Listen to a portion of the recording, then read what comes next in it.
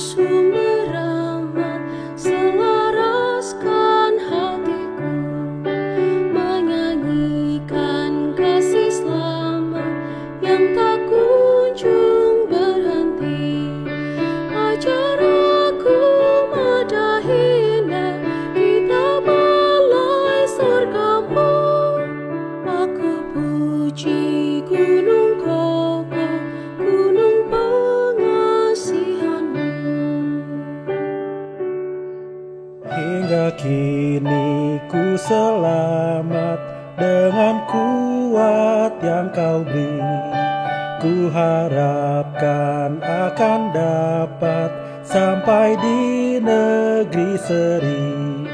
Yesus cari akan daku, domba binal yang sesat, untuk membela diriku, dipikulnya salib berat. Tiap hari ku berutang pada kasih abadi. Lantailah hatiku curang dengan rahmat tak henti. Ku dipikat pencobaan, meninggalkan kasih-Mu.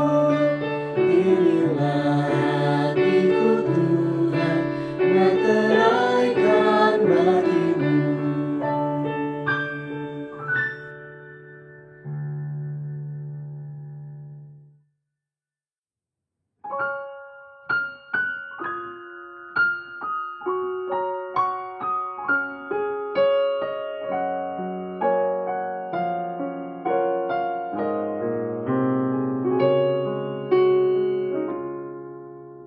Carilah dulu kerajaan Allah beserta kebenarannya, maka semua ditambah padamu.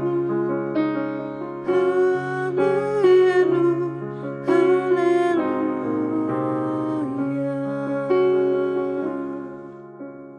Mintalah Tuhan pasti memberi, carilah kau pasti dapat.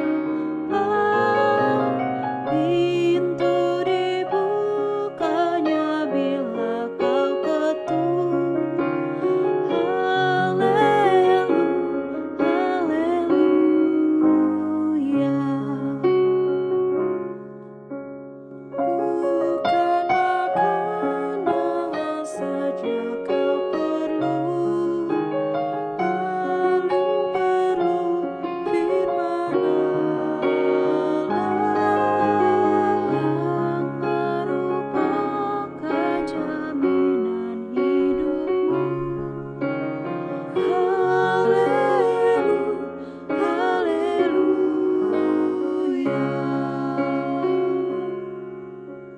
Jika berkumpul dalam namaku, dua atau tiga orang, di situ aku berada di tengah. Haleluya,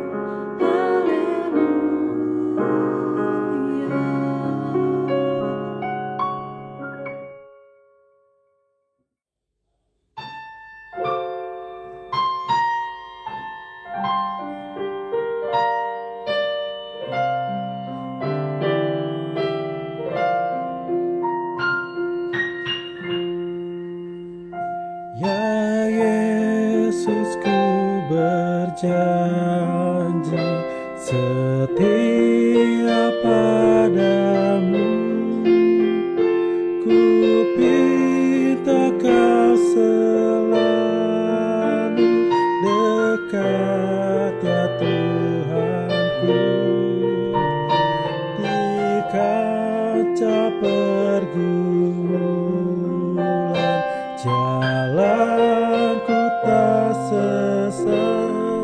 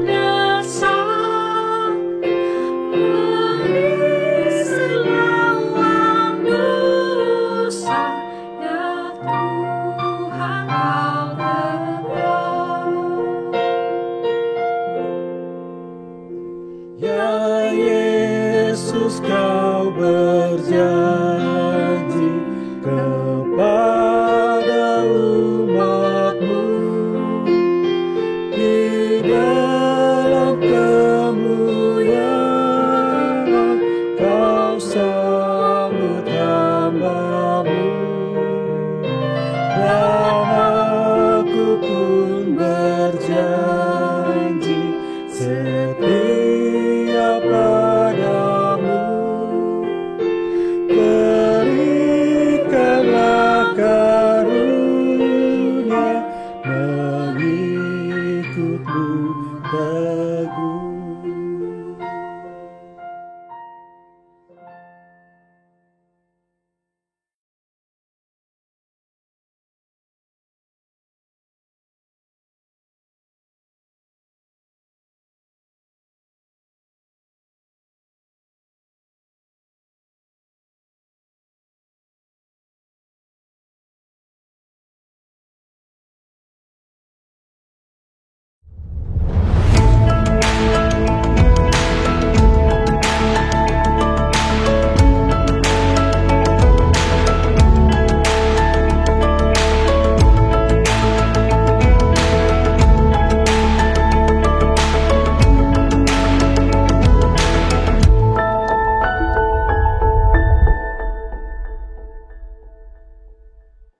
Yesus sayang padaku, Alkitab mengajarku.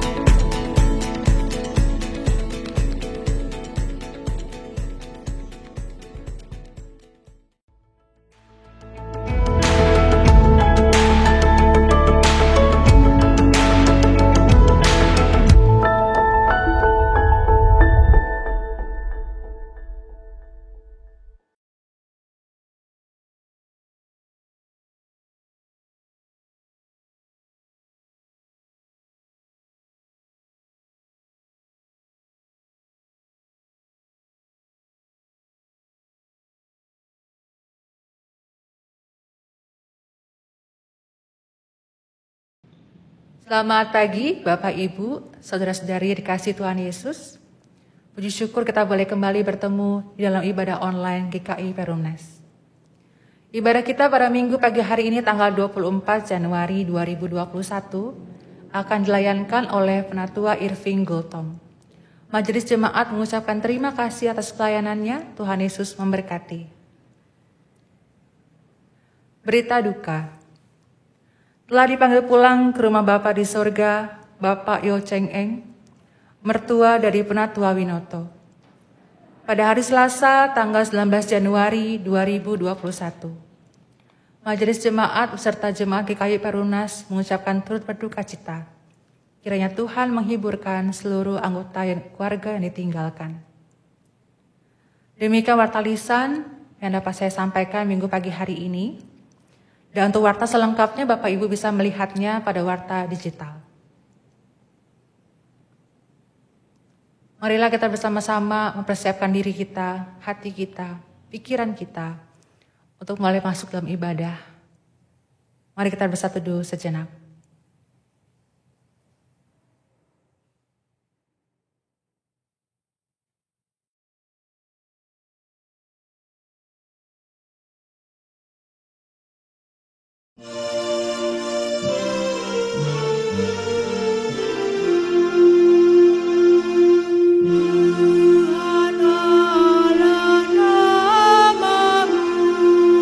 Kami puji dan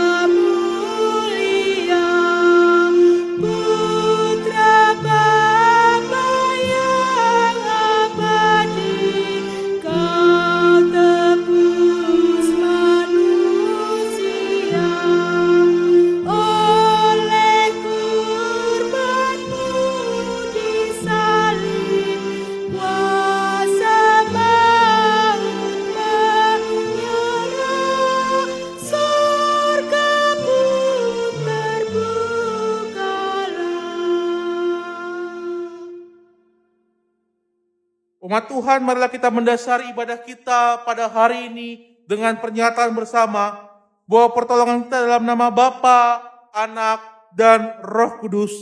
Amin.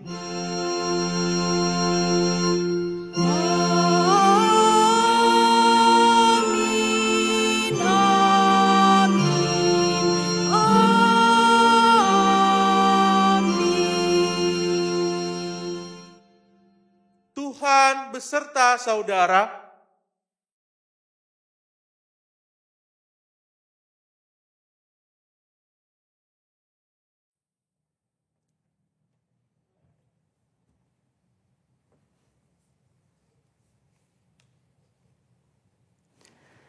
Jemaat yang dikasihi Tuhan, ibadah kita pada minggu pagi hari ini mengambil tema nilai diri dan nilai kerajaan Allah. Kerajaan Allah bukanlah sekedar wilayah, bukan pula sekedar hal teologis yang mengawang-awang. Kerajaan Allah sangat konkret dan perlu dihidupi. Kerajaan Allah berbicara soal visi Yesus dan apa yang Yesus perjuangkan untuk dihadirkan di dunia. Maka sebagai orang percaya, tentu visi itu harus kita hidupi dan menjadi bagian visi hidup kita. Maka menjadi penting pada minggu ini untuk kita belajar bersama, mendialogkan nilai diri kita dengan nilai-nilai kerajaan Allah. Seperti yang tertulis dalam Injil Markus pasal 1 ayat 15 demikian. Waktunya telah genap, kerajaan Allah sudah dekat. Bertobatlah dan percayalah kepada Injil. Sebuah panggilan kepada kita untuk membangun nilai baru dalam kehidupan kita. Jemaat yang dikasihi Tuhan, di dalam hidup keseharian kita banyak berbuat dosa dan pelanggaran. Karena itu dalam kesempatan ibadah kita pada minggu ini, marilah kita datang kepada Tuhan dengan segala kerendahan hati, kita mengakui segala dosa dan pelanggaran kita. Mari kita satu dalam doa. Bapa di sorga, Bapa yang baik, kami mengucap syukur untuk berkat Tuhan, penyertaan Tuhan di sepanjang kehidupan kami. Dan pada saat ini Tuhan juga beri kami kesempatan untuk mulai bersama-sama beribadah. Sungguh sebuah kesempatan yang indah Tuhan, di mana kami boleh duduk diam untuk memuji Tuhan, memuliakan Tuhan dengan puji-pujian kami. Ya Bapa, kami menyadari keberadaan diri kami, bahwa dalam keseharian kami seringkali jatuh dalam dosa, dalam pelanggaran. Kami datang kepada Tuhan pada saat ini, mohon diampuni ya Tuhan atas segala dosa dan kesalahan kami. Kiranya Roh Kudus memperbaharui kehidupan kami, supaya sungguh Tuhan kami menjadi anak-anak Tuhan yang semakin hari semakin serupa dengan Kristus. Inilah doa permohonan kami kepadamu ya Tuhan. Dalam nama Tuhan Yesus kami berdoa dan bersyukur. Amin.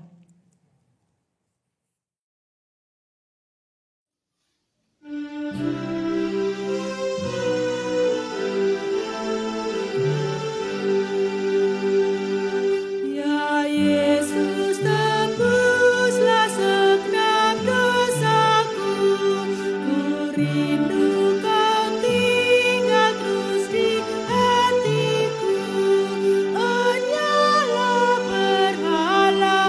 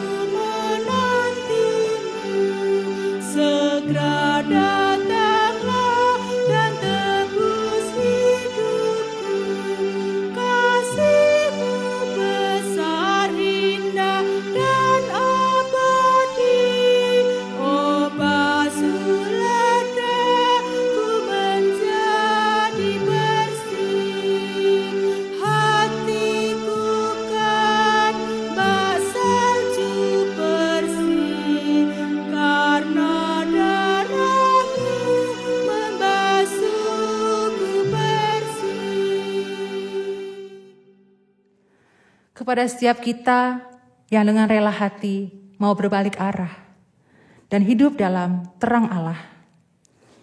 Marilah kita menerima berita anugerah dari Tuhan yang tertulis dalam Matius pasal 7 ayat 21 demikian. Bukan setiap orang yang berseru kepadaku, Tuhan, Tuhan, akan masuk ke dalam kerajaan sorga, melainkan dia yang melakukan kehendak Bapa-Ku yang di sorga.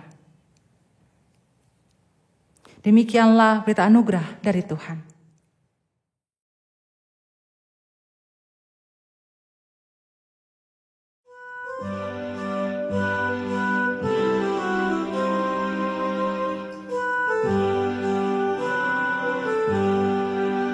Aku milikmu, Yesus Tuhanku, ku dengar suaramu. Ku merindukan datang mendekat dan diraih olehmu. Raih daku dan dekatkanlah pada kaki salibmu. Raih daku, raih dan dekatkanlah ke sisimu Tuhanku. Aku hambamu, kau sucikanlah oleh kasih kurnia, hingga jiwaku memegang teguh kehendak-Mu yang mulia.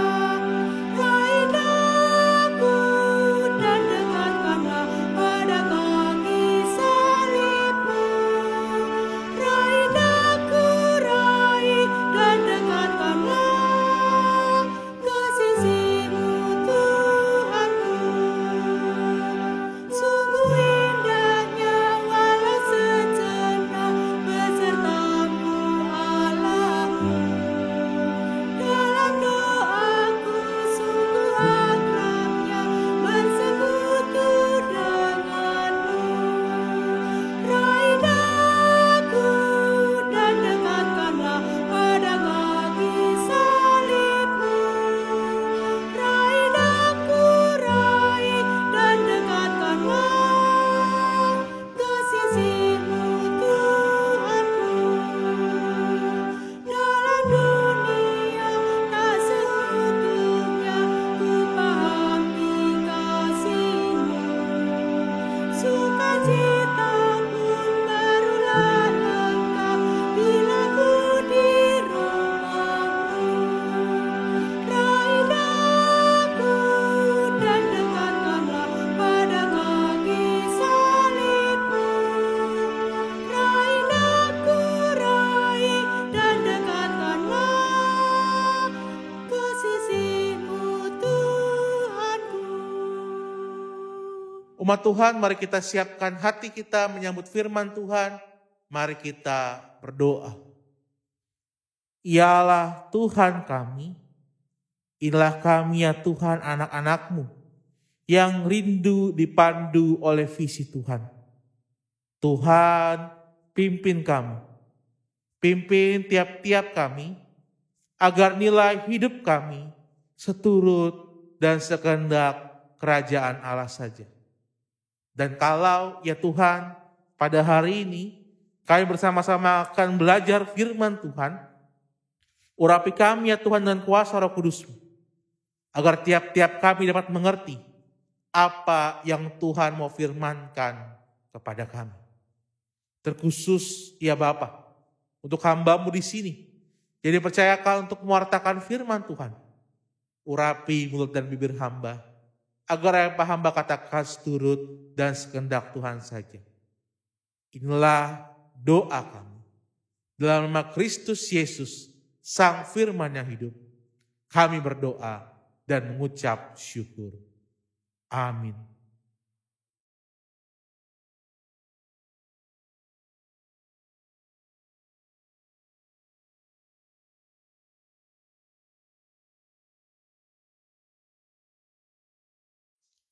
Bacaan hari ini terambil dari Yunus pasalnya yang ketiga, dimulai dari ayat yang pertama sampai dengan yang kelima, dan dilanjutkan ke ayatnya yang ke-10. Yunus pasalnya yang ketiga dimulai dari ayatnya yang pertama. Datanglah firman Tuhan kepada Yunus untuk kedua kalinya. Demikian, bangunlah, pergilah ke Niniwe, kota yang besar itu, dan sampaikanlah kepadanya seruan yang kufirmankan kepadamu. Bersiaplah Yunus, lalu pergi ke Niniwe sesuai dengan firman Allah. Niniwe adalah sebuah kota yang mengagumkan besarnya, 3 hari perjalanan luasnya. Mulailah Yunus masuk ke dalam kota itu, sehari perjalanan jauhnya. Lalu berseru, 40 hari lagi, maka Niniwe akan ditunggang balikan. Orang Niniwe percaya kepada Allah. Lalu mereka mengumumkan puasa, dan mereka, baik orang dewasa maupun anak-anak, mengenakan kain kabung. Dilanjutkan ke ayatnya yang ke-10. Ketika Allah melihat perbuatan mereka itu, yakni bagaimana mereka berbalik dari tingkah lakunya yang jahat, maka menyesallah Allah karena malapetaka yang telah dirancangkannya terhadap mereka, dan ia pun tidak jadi melakukannya.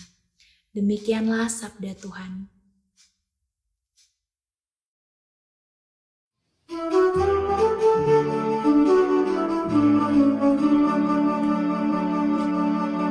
Hanya dekat Allah saja kiranya ku tenang, sebab daripadanya harapanku. Hanya Dialah gunung batuku dan keselamatanku, kota bentengku, ku tak akan goyah. Hanya dekat Allah saja kiranya ku tenang, sebab daripadanya harapanku. Hanya Dialah gunung batuku dan keselamatanku, kota bentengku, ku tak akan goyah. Pada Allah ada keselamatanku dan kemuliaanku, gunung batu kekuatanku, tempat perlindunganku. Percayalah padanya tiap waktu, hai umat, curahkan isi hatimu di depannya.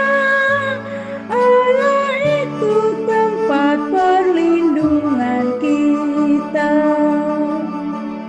Hanya dekat Allah saja kiranya ku tenang, sebab daripadanya harapanku.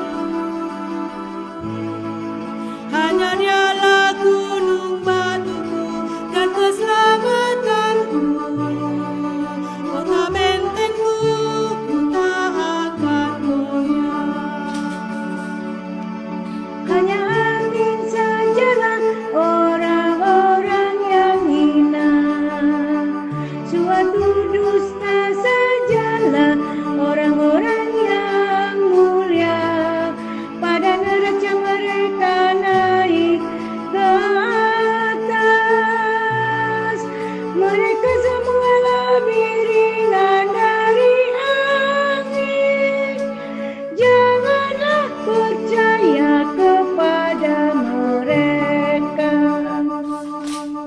Hanya dekat Allah saja kiranya ku tenang, sebab daripadanya harapanku. Hanya Dialah gunung batuku dan keselamatanku, kota bentengku, ku tak akan goyah. Jangan kau taruh harap yang sia-sia pada ketempasan. Bila hartamu bertambah, jangan hatimu lekat padanya. Sekali Allah berfirman, 2 hal yang aku dengar dari Tuhan asalnya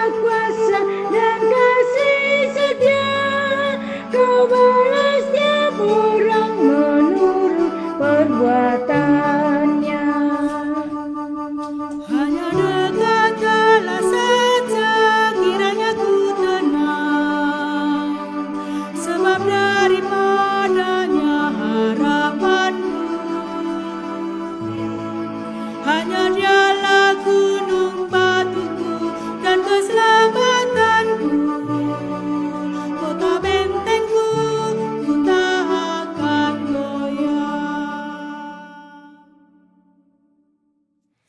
Pembacaan kedua dari 1 Korintus pasal 7 ayat 29 sampai 31. Saudara-saudara, inilah yang kumaksudkan, yaitu waktu telah singkat. Karena itu dalam waktu yang masih sisa ini, orang-orang yang beristri harus berlaku seolah-olah mereka tidak beristri. Dan orang-orang yang menangis seolah-olah tidak menangis.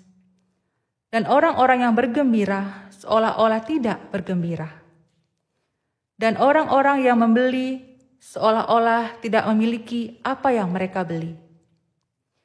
Pendeknya, orang-orang yang mempergunakan barang-barang duniawi seolah-olah sama sekali tidak mempergunakannya. Sebab dunia seperti yang kita kenal sekarang akan berlalu. Demikianlah sabda Tuhan. Haleluya, haleluya, haleluya.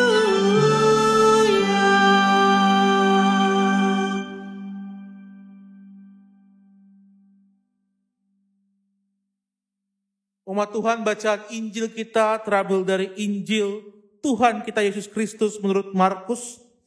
Injil Markus pasal pertama ayat 14 sampai 20. Markus pasal pertama ayat 14 sampai 20. Sesudah Yohanes ditangkap, datanglah Yesus ke Galilea memberitakan Injil Allah. Katanya, waktunya telah genap, kerajaan Allah sudah dekat, bertobatlah dan percayalah kepada Injil. Ketika Yesus sedang berjalan menyusur danau Galilea, ia melihat Simon dan Andreas, saudara Simon. Mereka sedang menebarkan jala di danau, sebab mereka penjala ikan.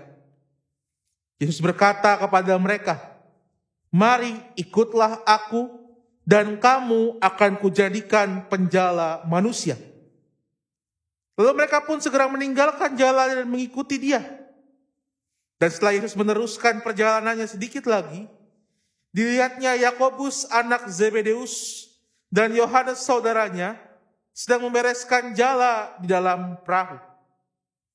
Yesus segera memanggil mereka dan mereka meninggalkan ayahnya Zebedeus di dalam perahu bersama orang-orang upahannya lalu mengikuti dia. Umat Tuhan, demikianlah pembacaan Alkitab dan pembacaan Injil. Berbahagialah mereka yang mendengarkan firman Tuhan dan memeliharanya. Haleluya.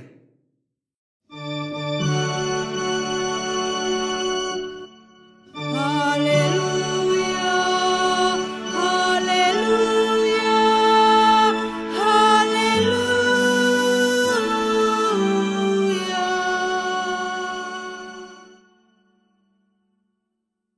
Nilai diri dan kerajaan Allah. Nilai diri dan kerajaan Allah. Umat Tuhan, ada satu lagu sekolah minggu yang cukup saya ingat dan masih saya ingat sampai saat ini. Lagunya begini. Hari ini harinya Tuhan. Mari kita bersukaria. Ya, Bapak Ibu terkasih mungkin tahu lanjutannya ya. Tapi kemudian saat saya masuk TK, lagu ini bertambah liriknya. Ya menurut saya, karena saya tahunya liriknya cuma sebait, menurut saya lagu ini bertambah liriknya. Lagunya bertambah liriknya begini. Hari ini harinya Tuhan, hari Senin harinya Tuhan, hari Selasa harinya Tuhan, hari Rabu harinya Tuhan, hari Kamis, hari Jumat, semuanya punya Tuhan. Maaf yang bagian terakhir agak kepales ya. Nah, berubah liriknya. Yang awalnya cuma harinya Tuhan, Sekarang diupdate liriknya, jadi semua hari-harinya Tuhan. Dirinci. Dari Senin, Selasa, Rebo, Kamis, Jumat, Sabtu. Tentu saja konotasi awal kita ketika menyanyikan lagu hari ini kan pasti hari Minggu kan. Karena harinya Tuhan itu hari Minggu, hari Sabat. Tapi kemudian lirik lagu ini memberikan penekanan yang menarik Bapak Ibu. Loh, bukan hanya hari Sabat saja harinya Tuhan. Hari Tuhan itu adalah seluruh hari. Hari Senin harinya Tuhan, hari Selasa harinya Tuhan, Rebo, Kamis, Jumat, Sabtu juga harinya Tuhan.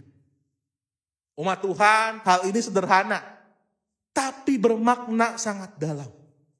Seringkali umat Tuhan kita memisahkan nih, antara urusan sakral dan profan, antara urusan gereja dan non-gereja, antara urusan iman dan kantong mungkin ya kan, iman dan kantong begitu kan. Kalau Senin sampai Sabtu, itu waktunya mengejar harta, sikut kiri sikut kanan boleh. Tapi kalau udah hari Minggu, bertobatlah. Kerajaan Allah sudah dekat kan begitu. Inilah yang terjadi umat Tuhan ketika kita memisahkan antara pandangan kita dan pandangan Tuhan. Atau nilai kita dan nilai Tuhan. Nilai kita itu harus sama umat Tuhan. Nilai kita sebagai seorang pekerja di luar sana, apapun profesi Bapak Ibu terkasih, adalah sama ketika Bapak Ibu terkasih pada hari beribadah. Dimanapun Bapak Ibu terkasih berada. Harus sama value-nya. Jangan dibedakan. Sebagai manusia di dunia, dalam pekerjaan Bapak Ibu adalah anak Tuhan. Ketika di gereja pun juga adalah anak Tuhan. Itulah mengapa umat Tuhan secara khusus, Yesus menekankan satu hal yang penting kepada kita. Yang ditulis di Markus pasal 1 ayatnya yang ke-15. Yang berkata, waktunya telah genap, kerajaan Allah sudah dekat, bertobatlah dan percayalah kepada Injil. Umat Tuhan, dari ayat ini kita bisa melihat bagaimana ada sebuah kemendesakan. Sebuah kemendesakan bahwa kerajaan Allah sudah datang dan sedang datang. Dan Allah sedang memimpin dan merajai hidup kita. Merajai hidup kita. Bukan hanya di hari kerja, tapi juga di hari Minggu, Allah yang merajai hidup kita. Maka penekanan yang diberikan oleh Markus ini, yang dikatakan Tuhan Yesus sendiri ini, mau mengatakan kepada kita bahwa ketika kerajaan Allah mendekat, semakin dekat, itu juga mendesak kita. Mendesak kita untuk memilih. Memilih secara tegas dan mantap siapa raja di hati kita. Ketika kita membaca Markus 15, Bapak Ibu terkasih, kalau boleh saya tekankan sekali lagi, kita melihat nuansa kemendesakan bahwa kerajaan itu sudah dekat. Dan karena kerajaan itu sudah semakin dekat, maka kita harus segera memantapkan diri kita untuk memilih siapa raja di hati kita. Apakah raja di hati kita adalah Mamon? Atau raja di hati kita adalah Kristus? Dan siapa raja di hati kita itulah yang akan menuntun dan memimpin kehidupan kita.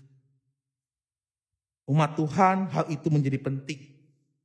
Siapa raja di hati kita itu menjadi penting. Sudahkah Kristus menjadi raja di hati kita itu menjadi hal yang penting? Kenapa? Karena godaan zaman ini semakin hebat. Gerak ideologi dunia sekarang berpusat pada dua hal, yaitu materialistis dan pragmatisme. Materialistis dan pragmatisme. Materialisme berarti menyatakan bahwa semuanya itu dihitung dengan uang, dihitung dengan nilai. Kalau ada lagu dulu zaman saya SMA atau kuliah tuh, price tag. Semua orang katanya ada harganya. Semua orang itu katanya bisa dibayar. Itu materialisme. Tetapi lebih parah lagi, nuansa materialisme itu bergabung dengan sesuatu yang bernama pragmatisme.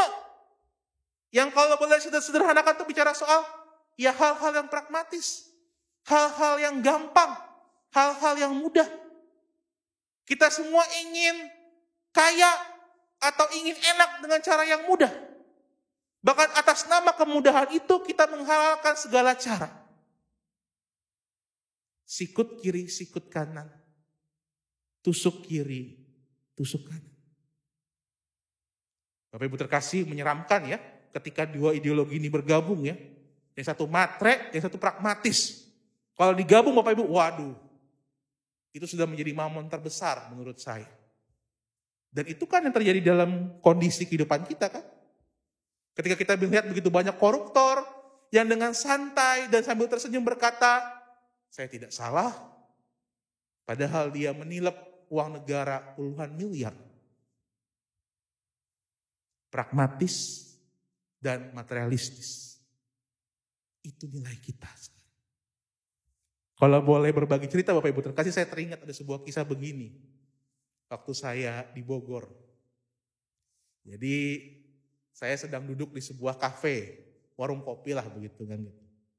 Sambil ngerjain beberapa renungan dan khotbah begitu kan. Kebiasaan anak muda kan, ngopi sambil kerja gitu kan.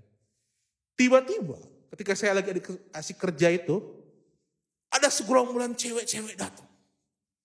Nah kalau Bapak Ibu terkasih tahu kan, kalau cewek-cewek ngumpul biasanya ngapain Bapak Ibu? Bergosip dia.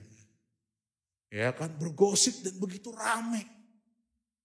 Saking ramenya Bapak Ibu, saya duduk di sebelahnya, sampai tahu isi gosipan mereka. Akhirnya saya tutup komputer saya dan saya memilih untuk ini ngomongin apa sih kira-kira begitu kan. Penasaran. Saya condongkan kuping saya ke kanan untuk mendengarkan omongan mereka ini. Ternyata Bapak Ibu, dari hasil pendengaran saya, usut punya usut, salah satu dari mereka, geng cewek-cewek ini akan nikah Bapak Ibu. Nikah. Wah menarik nih. Saya condongin kuping ke kanan. Kan, siapa nih yang mau nikah nih? Kan cukup cakep-cakep juga ceritanya waktu itu anak cewek-ceweknya itu. Kemudian usut punya usut Bapak Ibu terkasih. Salah satu yang mau nikah ini akan nikah dengan seorang yang kaya raya. Waduh, kaya raya. Oh, makin kesini saya. Condong ke kanan. Usut punya usut Bapak Ibu terkasih, ternyata orang yang kaya raya ini 5 tahun di atas dia. Dan masih punya istri. Waduh. Namanya gosipan digosok makin sih Bapak Ibu terkasih ya. Makin condong kuping saya ini ke kanan gitu. Waduh ini menarik banget. Dan usut punya usut Bapak Ibu terkasih. Ketika ditanya oleh teman-temannya kepada si cewek ini begitu kan. Kok kamu mau sih sama om itu dimaduin sama dia? Gimana gak mau ya? Om itu punya apartemen, om itu punya mobil, om itu kasih kartu kredit sama aku. Sebut seorang wanita yang ada kalung salib di lehernya. Bapak Ibu terkasih menjadi menarik ya. Ya itu gambaran kecil. Gak semuanya begitu memang. Tapi hal-hal itu terjadi dalam kehidupan kita. Bagaimana kita dengan gampang menggadaikan nilai-nilai kerajaan Allah demi sesuatu yang matre dan pragmatis itu. Maka pada bacaan kita hari ini Yesus menegaskan kepada kita, kerajaanku sudah dekat. Bertobatlah, siapkanlah hatimu. Kerajaanku sudah dekat. Maka seperti yang dikatakan pada Matius pasal 6 ayatnya yang keempat, dia mengatakan kepada kita, tak seorang pun dapat mengabdi kepada dua tuan. Karena jika demikian, ia akan membenci yang seorang dan mengasihi yang lain. Atau ia akan setia kepada seorang dan tidak mengindahkan yang lain. Kamu tidak dapat mengabdi kepada Allah dan kepada Mammon. Matius 6 ayatnya yang keempat. Komitmen. Kita butuh komitmen yang tegas umat Tuhan. ketika kita mau menyatakan diri menyambut kerajaan Allah itu. Komitmen itulah yang kemudian ditunjukkan secara menarik oleh murid-murid Yesus. Kalau kita cermati bacaan kita umat Tuhan, kita dapat melihat bagaimana ada satu hal yang menarik, yaitu secara cepat, secara gamblang, para murid itu mengikut Yesus. Bahkan seorang teolog bernama Karl Barth mengatakan begini Bapak Ibu, dalam tafsirannya. Komitmen murid Yesus sangat tegas dan lugas. Mengapa? Karena para pengikut Yesus itu mengikut Yesus ketika mereka belum tahu siapa Yesus itu. Para pengikut Yesus itu mengikut Yesus ketika mereka belum tahu sepenuhnya siapa Yesus itu. Iya kan? Karena para pengikut Yesus ini tidak bertanya. Para pengikut Yesus ini tidak beralasan. Ketika Yesus mengundang mereka, mereka langsung berkata iya dan amin dan mengikuti Yesus. Bahkan Alkitab tidak mencatat ya katanya respon mereka. Mereka hanya tidak ada jawaban. Langsung tindakan. Gak pakai omong, langsung tindakan. Yang ditunjukkan oleh para murid-murid Yesus itu. Inilah yang dikatakan Karl Barth menjadi menarik. Bahwa komitmen dari murid-murid Yesus adalah tegas dan cepat. Mereka tidak membantah. Mereka tidak beralasan. Mereka dengan percaya langsung mengikut Yesus. Penekanan kedua yang boleh kita temukan dalam perikop ini adalah bagaimana satu penekanan yang menarik bahwa mereka sama sekali tidak menoleh ke belakang, Bapak Ibu. Kita bisa lihat bagaimana di sini dari kedua kelompok itu, kelompok pertama adalah Simon dan Andreas, dan kelompok kedua adalah anak-anak dari Zebedeus. Kita melihat bagaimana mereka itu melepaskan pekerjaan mereka. Bahkan secara khusus di konteksnya anak-anak Zebedeus, bukan hanya pekerjaan, mereka melepaskan keluarganya. Umat Tuhan, dua hal ini, pekerjaan dan keluarga, adalah sumber penghidupan kita kan? Betul kan? Tanpa pekerjaan, kita tidak bisa punya pemasukan untuk hidup. Tanpa keluarga, kita tidak punya support system yang kuat dalam mengarungi pergumulan hidup. Tapi bayangkan, dua zona nyaman ini, mereka mau tolak, mereka mau abaikan, dan memilih untuk ikut Yesus. Betapa mantapnya, betapa besarnya komitmen murid-murid ini untuk mengikut Yesus. Dia gak pikir lagi isi perutnya, dia gak pikir lagi kondisi sosialnya. Dia hanya percaya dan berserah kepada Sang Guru, Yesus Kristus, Sang Juru Selamat itu. Ada satu pengalaman kecil Bapak Ibu terkasih ketika saya angkat CD. Biasanya kan kalau orang Batak itu kan ada acaranya. Dibikinlah adatnya begitu kan. Kebetulan saya angkat CD-nya terlambat. Kelas 3 SMA saya angkat CD. Dan di kelas 3 SMA itu saya memutuskan untuk studi teologi. Kemudian di acara angkat CD itu saya ditanya oleh tulang-tulang saya, hula-hula saya.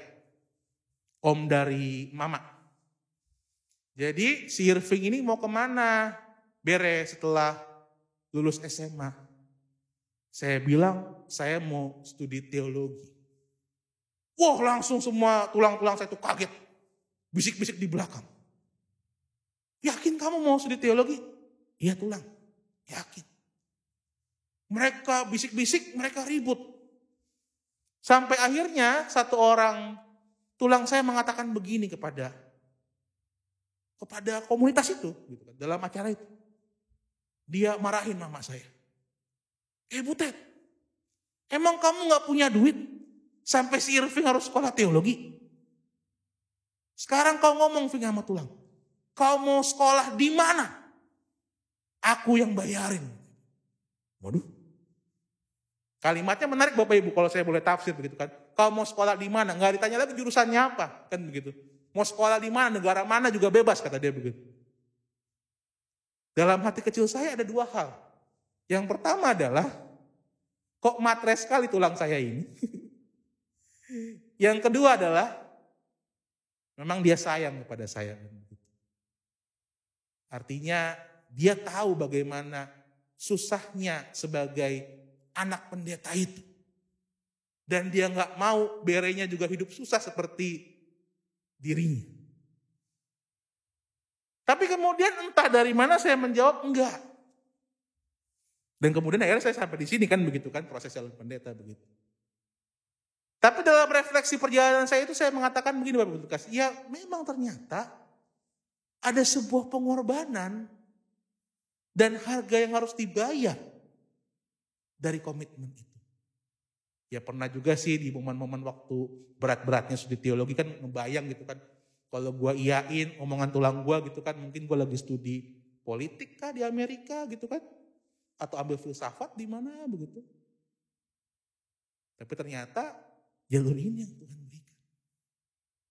Itu saya yang memang terpanggil melayani secara penuh. Tapi saya rasa umat Tuhan di rumah sana juga punya pengorbanan masing-masing nih. Dalam berkomitmen ikut Kristus. Baik pengorbanan materi, pengorbanan waktu, daya, energi, dan usaha. Tiap-tiap kita punya pengorbanannya.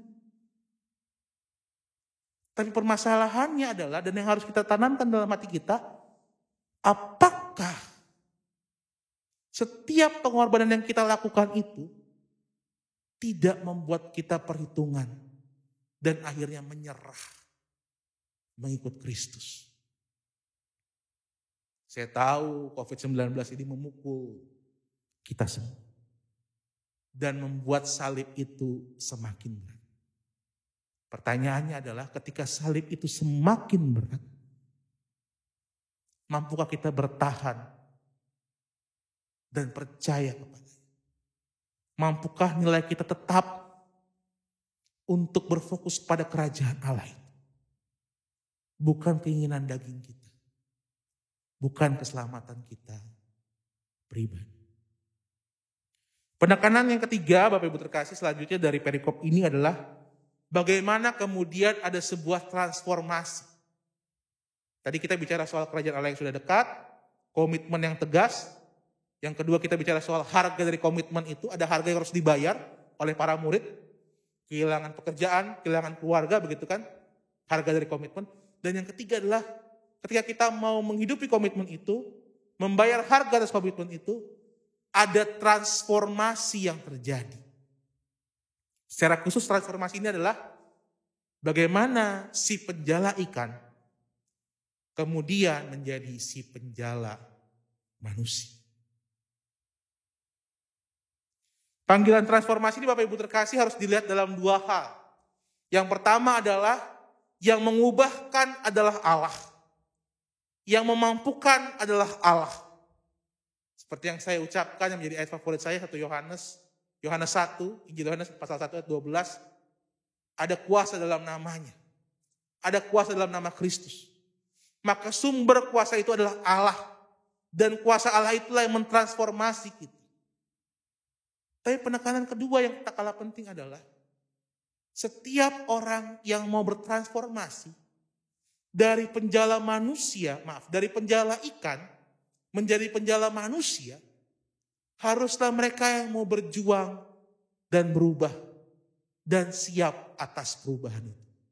Saya tekankan sekali, mereka yang mau bertransformasi dari penjala ikan menjadi penjala manusia, haruslah mereka yang siap dan mau berubah bersama dengan transformasi itu. Dan pandemi COVID ini Bapak Ibu terkasih menguji kita. Apakah kita mau mengubah diri. Kemarin Majelis Jemaat minggu kemarin sudah mensepakati arahan program 2021-2022. Banyak perubahan yang akan terjadi dalam pelayanan kita. Dan siapkah kita untuk berubah? Karena perubahan tidak pernah nyaman. Perubahan tidak pernah enak. Akan banyak program-program yang harus diganti. Akan banyak program-program yang harus dipikirkan ulang caranya. Ada bahkan mungkin banyak program yang harus disatukan, dipadatkan. Baik konten materi, baik pula anggarannya. Siapkah kita berubah untuk hal-hal tersebut? Ada 4 penekanan program kita di tahun program yang baru. Yang pertama, kita harus bersahabat dengan perubahan. Beradaptasi. Sang penjala manusia harus siap beradaptasi dengan lingkungannya. Lingkungan kita adalah lingkungan pandemi, COVID-19. Maka bagaimana kita bisa melakukan protokol kesehatan, menjaga keselamatan keluarga kita dan sesama kita, adalah adaptasi yang penting yang harus kita lakukan. Penekanan kedua adalah bagaimana kita bisa bersahabat dengan digital. Ini menarik Bapak Ibu terkasih. Seringkali banyak dari kita yang merasa gagap dan menolak bersahabat dengan digital. Seringkali ada beberapa kita yang mengatakan, maaf ini ya, aku sudah tua. Aku sudah tidak mampu lagi belajar. Tetapi di tahun program yang baru ini harapannya, para penjala manusia itu mampu berani keluar dari zona nyamannya. Belajar hal-hal yang baru. Belajar hal-hal yang mumpuni yang bisa menopang pelayanan kita. Termasuk bicara soal bersahabat dengan gadget, digital, dan internet. Penekanan ketiga di program kita yang tahun baru ini adalah bagaimana kita harus berkolaborasi. Pandemi COVID-19 ini akhirnya menyadarkan kita bahwa kita semua ini hidup dalam satu perahu. Satu perahu besar yang sedang menghadapi badai.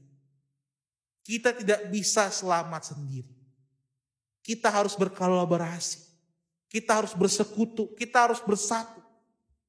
Mungkin dalam pelayanan ke depan akan banyak program-program yang disatukan. Sekolah Minggu Kota Bumi akan bergabung dengan Sekolah Minggu Perum. Remaja Perum akan bergabung dengan Remaja Kota Bumi. Pemuda juga mungkin akan bergabung programnya. Kita harus siap berkolaborasi. Bekerja sama. Karena kenapa? Karena kita sama-sama dalam kesulitan. Kalau kita bisa bersatu dan bersatu bersama Kristus, Tuhan pasti tunjukkan jalan.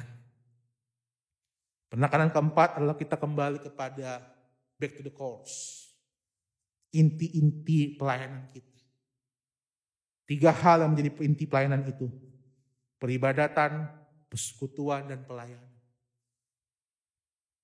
Harapannya 3 hal ini yang kita nanti akan banyak galakkan dalam program kita yang baru. Dan tema kita untuk tahun ini adalah satu tubuh yang saling memelihara. Satu tubuh yang saling memelihara. Umat Tuhan, inilah panggilan kita. Panggilan kita adalah menjadi penjala manusia. Panggilan kita adalah orang yang menghidupi nilai kerajaan Allah itu. Dan panggilan kita adalah kita yang bisa mau menjadi satu tubuh, satu gereja. Yang saling memelihara. Yang saling. Tuhan memimpin memampukan kita.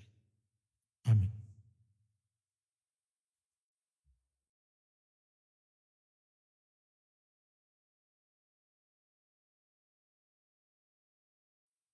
Marilah bersama umat Tuhan dari segala abad dan tempat, kita mengikrarkan pengakuan iman seturut dengan pengakuan iman rasuli.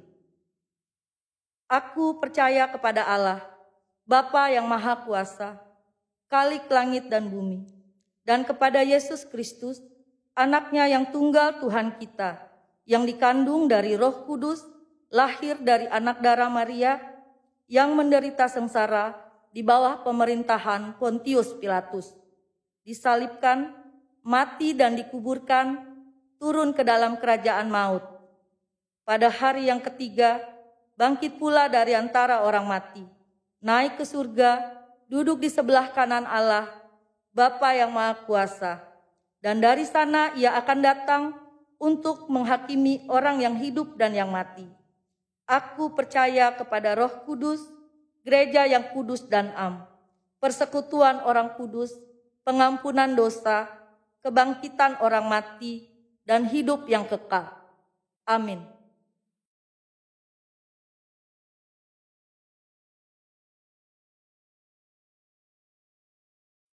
Umat Tuhan, kita siapkan hati kita, mari kita bersatu dalam doa syafaat, mari kita berdoa. Dialah Tuhan kami bersyukur ya Tuhan. Ketika kami boleh tetap merayakan ibadah pada hari Minggu ini. Biarpun dengan keterbatasan model online ini, kami tetap bisa merasakan bahwa kasih Tuhan nyata memimpin kami di tengah pandemi ini. Secara khusus ya Tuhan, mantapkanlah hati kami untuk menjadi para pelaku kerajaan Allah. Mereka yang menghidupi visi Kristus dan melakukannya dalam hidup hari demi hari ya Tuhan. Pada kesempatan ini ya Tuhan, kami ingin berdoa.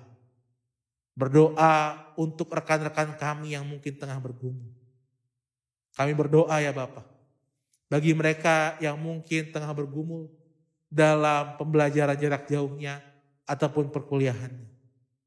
Kami juga berdoa ya Bapak bagi mereka yang mungkin tengah bergumul dalam pekerjaannya. Baik sedang mencari pekerjaan ataupun tengah melakukan peningkatan dalam karir dan usahanya. Kami juga berdoa ya Bapak bagi mereka yang tengah bergumul dalam hal relasi. Relasi orang tua dan anak. Relasi saudara bersaudara. Ataupun mungkin mereka yang tengah mencari pasangan hidup, mempersiapkan pernikahan, atau tengah memperjuangkan bahtera pernikahan mereka. Kami mau serahkan ya Tuhan, tiap gumul juang kami ke dalam tangan kasih Tuhan. Karena kami percaya ya Bapa bahwa Roh Kudus mula yang memimpin tiap-tiap kami dengan kuasa kasih menguatkan kami. Allah yang Maha Kasih. Kami juga mau berdoa ya Bapak secara khusus untuk rekan-rekan sepadan kami yang saat ini tengah terbaring sakit. Mereka tidak dapat kami sebutkan satu persatu. Yalah Tuhan kami percaya bahwa Tuhan menjamah mereka. Melalui tangan-tangan medis, melalui obat-obatan yang mereka minum. Tuhan berkarya bekerja dan memulihkan. Kami juga mau berdoa ya Bapak untuk keluarga yang setia mendampingi. Kiranya kasih Tuhan juga hadir bagi mereka. Ya Allah Tuhan kami juga mau berdoa juga ya Bapak secara khusus untuk keluarga yang saat ini tengah berduka. Untuk keluarga Ibu Meris yang kehilangan suami terkasih. Untuk keluarga besar Penatua Winoto yang secara khusus ayah mertuanya telah berpulang pada Selasa kemarin ya. Allah yang Maha Kasih, inilah rekan-rekan kami yang tengah berduka. Biarlah penghiburan Tuhan hadir dalam keluarga ini. Yalah Tuhan kami. Kami juga mau berdoa juga untuk gereja kami. Terkhusus ketika kami tengah menyiapkan program-program pelayanan yang baru di tahun pelayanan ini. Banyak hal yang berubah ya Tuhan. Dan kami harus siap beradaptasi. Kiranya Tuhan mau memimpin kami. Kiranya Tuhan mau memampukan kami. Untuk terus berkembang. Untuk terus bergerak maju. Di tengah pandemi COVID-19 ini. Tuhan berkatilah gerejamu di tempat ini. Inilah doa-doa kami ya Tuhan. Kami haturkan dalam satu nama. Yesus Kristus, Sang Juru Selamat kami yang hidup. Amin.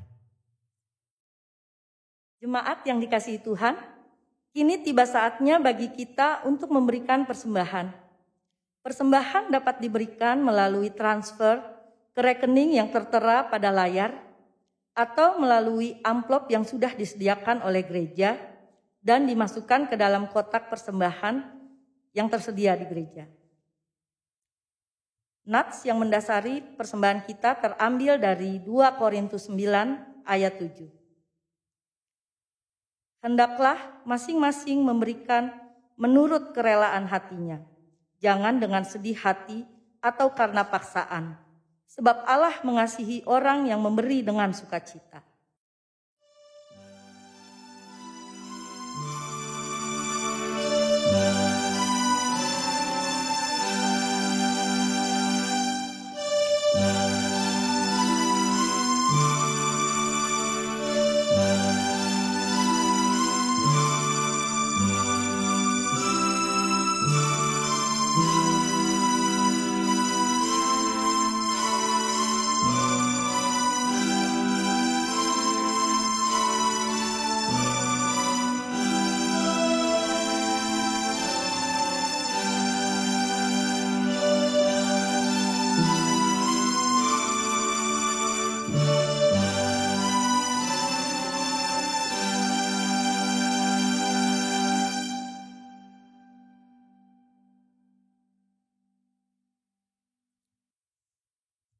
Mari kita bawa persembahan kita dalam doa. Tuhan Allah Bapa yang bertahta di dalam kerajaan sorga, kami naikkan puji syukur padamu atas kasih setia dan penyertaan-Mu di dalam kehidupan kami sampai dengan saat ini, atas kekuatan dan kesehatan dalam menghadapi saat-saat sulit di masa pandemi COVID-19 ini. Kami juga mengucap syukur Tuhan, bahwa pada saat ini kami masih dapat beribadah kepadamu, walaupun dari rumah kami masing-masing. Dan bahwa kami masih Engkau beri kesempatan memberikan persembahan syukur kami kepadamu. Berkati dan kuduskan persembahan kami ini Bapa, agar layak dan berkenan kepadamu, dan dapat digunakan untuk perluasan kerajaan-Mu di gereja ini. Berkati majelis jemaat yang akan mengelola persembahan ini Tuhan. Dalam nama anak-Mu, Tuhan Yesus Kristus, kami serahkan seluruh persembahan dan kehidupan kami. Amin.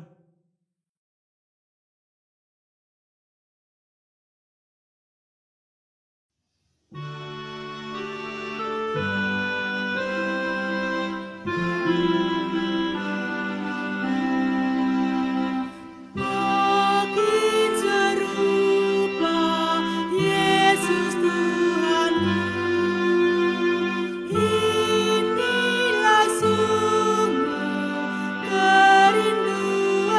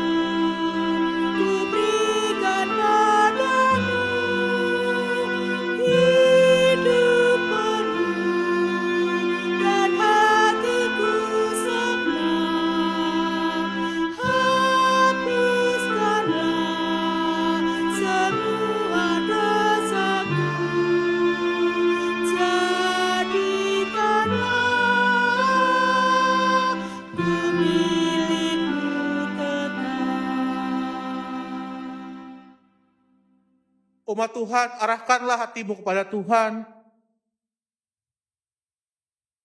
Jadilah saksi Kristus. Terpujilah Tuhan. Dan mari kita bersama-sama menerima berkat dari Tuhan. Tuhan memberkati kita dan melindungi kita. Tuhan menyari kita dengan wajahnya dan memberi kita kasih karunia. Tuhan menghadapkan wajahnya kepada kita dan memberi kita damai sejahtera. Amin.